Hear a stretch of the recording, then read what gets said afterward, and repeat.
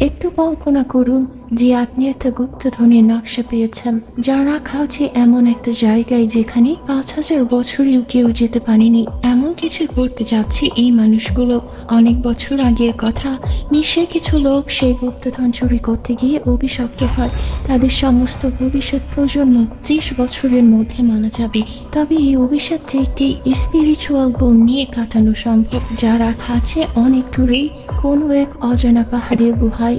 সেখানে পৌঁছানো প্রায় অসম্ভব। এখন আমরা দেখব কিভাবে ওই অভিশপ্ত লোকেরা সেই স্পিরিচুয়াল বোন খুঁজে পায়। পথে তাদের কি কি অসুবিধার মুখোমুখি হতে হয়েছিল জানতে হলে সম্পূর্ণ ভিডিওটি দেখতে থাকুন। গল্পের শুরুতে দেখা যায় বি নামের এক যুবক নেকাব পরা একটি মেয়ের পিছু করছে। কোনো এক অজানা শক্তি তাকে মেয়েটির কাছে টেনে নিয়ে যাচ্ছে। একসময় মেয়েটি তার সব কাপড় ছেড়ে পুকুরে ঝাঁপ দেয়। তারা একে অপরের সামনে আসে। মেয়েটা কিছু বলার আগে আকাশ থেকে জোরালো বজ্রপাত পড়ে সরাসরি মেয়েটার কাঁধে। মেয়েটির নাম ছিল শার্লি। হঠাৎ মাটি শার্লিকে গভীরে টানতে থাকে। বে তাকে বাঁচানোর অনেক চেষ্টা করে, কিন্তু একসময় মাটি তাকে তলিয়ে নেয়। এক ধাক্কায় তার চোখ খুলে যায়। সে বুঝতে পারে সে স্বপ্ন দেখছিল। এই স্বপ্ন সে বিগত কয়েকদিন থেকেই দেখছে। সেই সন্ধ্যায় বে তার ফ্রেন্ড কায়োর বাসায় গেলেই দেখতে পায় তার ফ্রেন্ড উইকে অনেক বড় এক মাফিয়া বন্দি করে রেখেছে। কায়োর পরিবার সেই লোকের কাছ থেকে মোটা অঙ্কের টাকা ধার নিয়েছিল, যা শোধ করতে না পারায় লোকটা তাদের সাথে খারাপ কিছু করতে যাচ্ছে। বে লোকটাকে তার বন্ধুকে ছেড়ে দেওয়ার অনুরোধ করে। বন্ধুকে ছাড়ার বিনিময়ে যে কোনো কাজ সে করে দিতে প্রস্তুত। এটা বলার পর লোকটা বেকে বলে দূরে পাহাড়ের গুহায় থাকা স্পিরিচুয়াল সেলেস্টিয়াল বোন এনে দিতে পারলে সে তার বন্ধুকে ছেড়ে দেবে। এই বোন যার কাছে থাকে সে অমর হয়ে যায়, তার সাথে অজস্র ধন সম্পদের মালিক হয়। তাই লোকটার এটাই চাই। বে এতে রাজি হয়ে যায়। উইক তাদের জানায় সে বোনের কাছে পৌঁছানো নকশা কার কাছে পাওয়া যাবে। তারা সেখানে পৌঁছালে বে দেখতে পায় ওটা ওই মেয়েটারই বাসা, যাকে সে প্রতি রাতে স্বপ্নে দেখে। তাদের কথা শুনে শার্লি নকশা দিতে রাজি হয়, কিন্তু যেহেতু এই নকশা তার পূর্বপুরুষদের আমানত ছিল, তাই শার্লি শর্ত দেয় সেও তাদের সাথে থাকবে। তারা একটা বড় বোট নিয়ে বেরিয়ে পড়ে নিজেদের গন্তব্যের পথে। সেই বোটের একজন মুখোশ পরা লোক বসেছিল যে তাদের উপর নজর রাখছিল। হঠাৎ শার্লি কিছু একটার আশঙ্কা অনুভব করে। তার হাতে থাকা কম্পাসটাও সঠিকভাবে কাজ করছে না। আর তখনই তাদের বোট বড় কিছু একটার সাথে ধাক্কা লাগে। তারা বুঝতে পারে পানির নিচে কিছু একটা আছে। তাই নিরাপত্তার জন্য বে সব যাত্রীকে বোটের ভেতরে পাঠিয়ে দেয়। বে আর তার বন্ধুরা অপেক্ষা করছে আসন্ন বিপদের জন্য। হঠাৎ পানির নিচ থেকে অদ্ভুত দানব আকৃতির এক প্রাণী তাদের বোটে হামলা করে। বোটের সামনের অংশ ভেঙে ফেলে। এতে করে শার্লি পানিতে পড়ে যাচ্ছিল, কিন্তু বে কোনো মতে তাকে প্রাণী বাঁচিয়ে নেয়। তারা চারজনই তাদের সমস্ত শক্তি দিয়ে লড়াই করছিল, কিন্তু এই ক্রিয়েচারের চামড়া এত শক্ত ছিল যে তার উপর কোনো প্রভাবই হচ্ছে না। উইক হিরোর মতো এসে দানবটার মুখে আঘাত করে, কিন্তু দানব তাকে ধাক্কা মেরে ফেলে দেয়। হিরোগিরি চক্করে সে তার মূল্যবান সম্পদ হারিয়ে ফেলতে বসেছিল। শার্লি বারুদযুক্ত তীর মারে দানবটির মুখে, যার ফলে সে পানিতে ফিরে যায়। বেশি রাক্ষস প্রাণীটিকে বন্দি করার প্ল্যান করে। তারা বোটে থাকা সেইলর প্লটটি খুলে জালের মতো বিছিয়ে দেয়, আর প্রাণীটি হামলা করতে আসলে তারা তাকে আটকে ফেলে। কিন্তু এটা এতটাই শক্তিশালী ছিল যে এক মুহূর্তে কাপড়ে লাগা সব অ্যাঙ্কর উপড়ে ফেলে। এরপর সেই রহস্যময় লোকটা আসে এবং একটি ইলেকট্রিক ডিভাইস দিয়ে দানব আকৃতির প্রাণীটিকে এমন জোরালো আঘাত করে যে সে সেখান থেকে পালিয়ে যায়। এই লোকটির নাম ডক্টর সান। তিনি একজন বিজ্ঞানী এবং সেও সেলেস্টিয়াল বোনের জন্য বিদের পিছু করে এখানে এসেছে। তিনি তাদের বলে এই প্রাণীটা ওই জিনিসটা সুরক্ষার জন্য এখানে ছিল এবং পথে তাদের আরো অনেক অসুবিধার মুখোমুখি হতে হবে। তার জ্ঞানে মুগ্ধ হয়ে তারা তাকে তাদের দলে অন্তর্ভুক্ত করে নেয়। একটু পর সেখানে লিন নামের একটা মেয়ে এসে পড়ে। আসলে ইয়োগা আর লিন হচ্ছে বয়ফ্রেন্ড গার্লফ্রেন্ড। এরপর তারা সবাই আবার তাদের যাত্রা শুরু করে।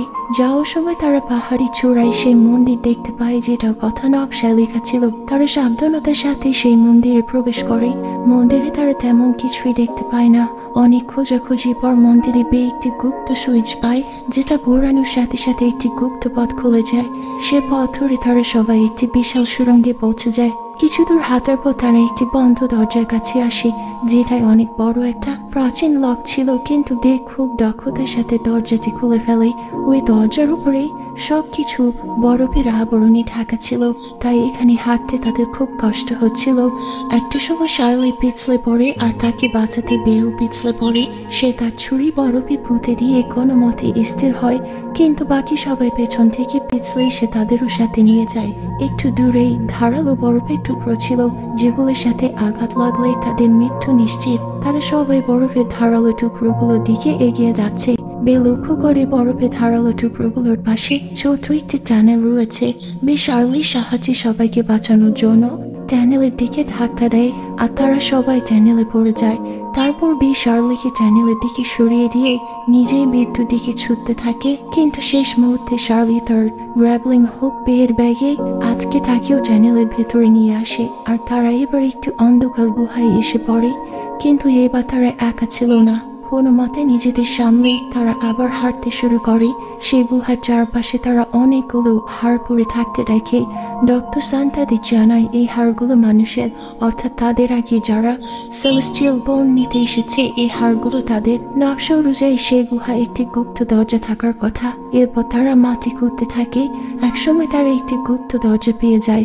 বে দরজা খুলতে চেষ্টা করছে, কিন্তু তখন তারা দেখতে পায় নেকড়ের মতো দেখতে অদ্ভুত কিছু পশু তাদের চারিদিক থেকে ঘিরে ফেলেছে। আর এখন বাঁচতে হলে যুদ্ধ করা ছাড়া আর কোনো উপায় নেই। তারা সবাই যার যার হাতিয়ার নিয়ে প্রস্তুত হয়ে যায়, কিন্তু এই নেকড়েগুলো এতটাই হিংস্র ছিল যে তারা সবাই মিলেও তাদের বেশিক্ষণ আটকাতে পারবে না। বেতাদের বলে আমাদের এখনই উপরের দিকে যেতে হবে, তা না হলে এই নেকড়েগুলো আমাদের সবাইকে খেয়ে ফেলবে। বে একটি মশাল দিয়ে নেকড়েগুলোকে দূরে রেখে ঝুলন্ত গাছের ঢাল ধরে সবাইকে উপরে উঠতে বলে, কিন্তু তারা উপরে পৌঁছানোর আগেই লতা ছিঁড়ে নিচে পড়ে যায়। ফলে সূর্যের আলো আসতে শুরু করে। সূর্যের আলোর সংস্পর্শে আসার সাথে সাথেই নেকড়েগুলোর শরীর জ্বলে যায় আর আলো সহ্য করতে পারে না। শার্লি সেখানে পড়ে থাকা লতাগুলো গতির বেঁধে গাছে ছুঁড়ে মারে। এরপরে একে একে সবাই সে লতা বেয়ে উপরে উঠে যায়, কিন্তু যখন বেয়ের পালা আসে তখন সূর্য মেঘে থেকে যায়। তখন একের পর এক নেকড়ে তার উপরে ঝাঁপিয়ে পড়ে।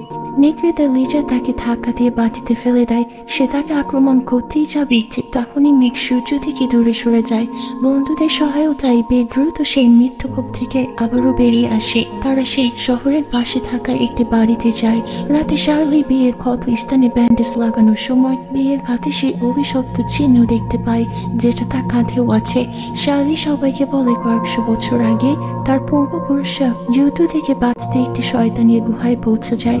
এদের শয়তানের ঘুম ভেঙে যায় এবং সে গুহায় থাকা কিছু অদ্ভুত প্রাণী তাদের উপরে হামলা করে। তাদের শরীরে এক অভিশপ্ত চিহ্ন এঁকে দেয়।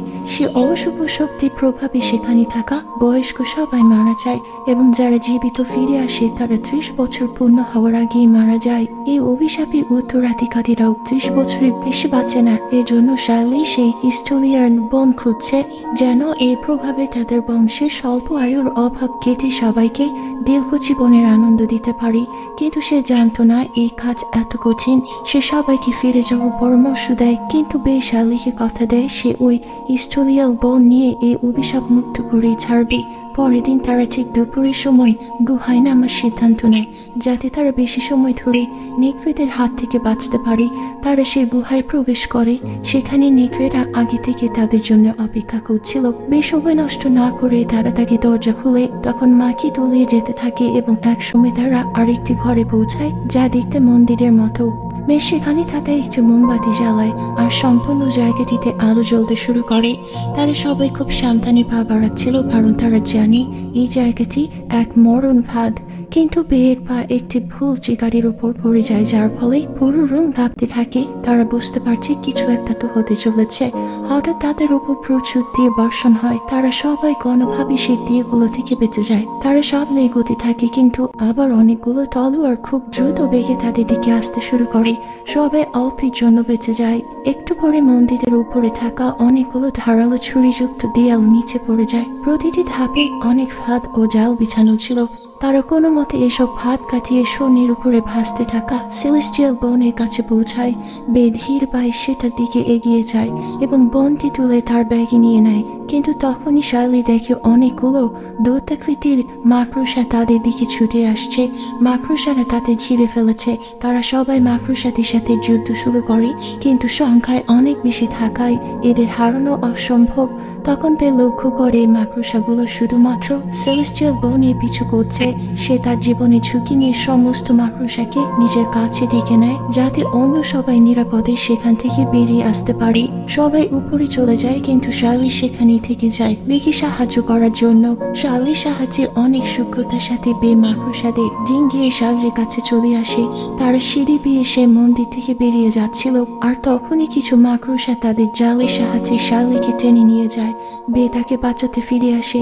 এর কিছুক্ষণের মধ্যে তাদের পুরো টিম সেখানে চলে আসে এবং সবাই একত্রিত হয়ে সে বিপজ্জনক মাকড়সার মোকাবেলা করতে থাকে। ইতিমধ্যে অন্ধকার হয়ে গেলে উপরের গুপ্ত দরজাটিও বন্ধ হয়ে যায়। এখন তারা সবাই এখানেই বন্দী। ডক্টর সান আর ইও প্ল্যান করে মাকড়সাদের নিজেদের দিকে ডেকে সমস্ত জায়গায় পেট্রোল ছড়িয়ে দেয়, আর বাকিরা সবাই কাঁটাযুক্ত দেয়ালের সাহায্যে মাকড়সাদের একটি জায়গায় আটকে ফেলে। সবাই ভেতরে আসার পর বে লাইটার মাকড়সাদের থেকে ছুড়ে মারে। পেট্রোলের কারণে আগুন খুব দ্রুত ছড়িয়ে পড়তে থাকে এবং সেখানে উপস্থিত প্রায় সব মাকড়সা পুড়ে ছাই হয়ে যায়। কিন্তু আগুন ও ধোঁয়ার কারণে তাদের সবার শ্বাসকষ্ট শুরু হয়। হঠাৎ চার্লি লক্ষ্য করে তার হাতে পাতা কম্পাসটি কাজ করা বন্ধ করে দিয়েছে, যেমনটা বোটে থাকার সময় বন্ধ হয়ে গিয়েছিল। তার মানে হচ্ছে সম্ভবত তারা নদী খুব কাছাকাছি আছে, তাই তারা দেয়াল ভাঙার চেষ্টা করে। উপাস থেকে বোটে হামলা করে সেই দানবীয় প্রাণীটিও দেয়ালে আঘাত করা শুরু করে। কিছুক্ষণের মধ্যে প্রাচীর ভেঙে দ্রুত পানি আসতে শুরু করে। সুযোগ পাওয়া মাত্রই সবাই সেখান থেকে বেরিয়ে যায়। বে লক্ষ্য করে সে জাদুকরি দানব তার পিছু নিচ্ছে। দানবটি তাকে ধরতেই যাবে, কিন্তু সৌভাগ্যবশত সে ধ্বংস স্তূপের নিচে চাপা পড়ে যায়, যার ফলে এবারের মতো তারা প্রাণী বেঁচে যায়। এরপর আমরা তাদের সবাইকে ট্রেনে দেখতে পাই। কাজ শেষ করে সবাই যার যার গন্তব্যে ফিরে যাচ্ছে। শার্লি তার জীবন বাঁচানোর জন্য বেকে ধন্যবাদ জানায়। আজ থেকে তারা অভিশাপ মুক্ত। আর এখানেই এই মুভিটি শেষ হয়ে যায়।